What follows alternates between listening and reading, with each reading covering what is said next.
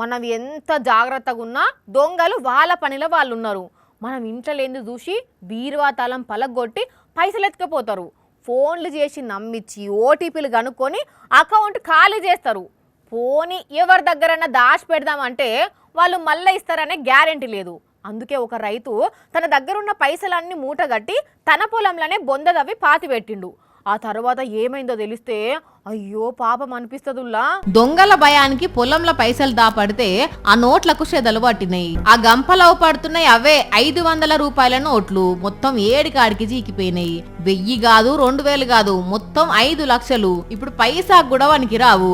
పాపం ఆ నోట్లను చూసి నోటికాడ బుక్క ఎత్తిపోయినట్టు బాధపడబట్టిండా రైతు.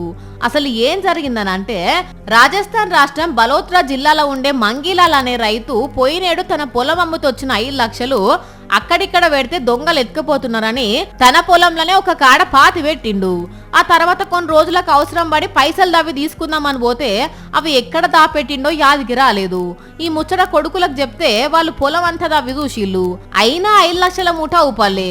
సంవత్సరం తర్వాత పొలం దున్నుతుంటే అప్పటి మూట బయటపడ్డది. దబ్బ ఊరికి మూటిప్పి చూసి షాక్ అయిండ్లు. నోట్లన్నీ చెదలు పట్టినాయుల్లా. లబ్బ మొత్తుకుంటా బ్యాంకుకు పోతే వాళ్ళు సుతా నోట్లు చెల్లవు అని చెప్పిల్లట. తన అమాయకత్వంతోనే 5 లక్షలు నష్టపోయిన రైతు బాధ చూసి అయ్యో పాపమని అంటున్నారు తోటి రైతులు.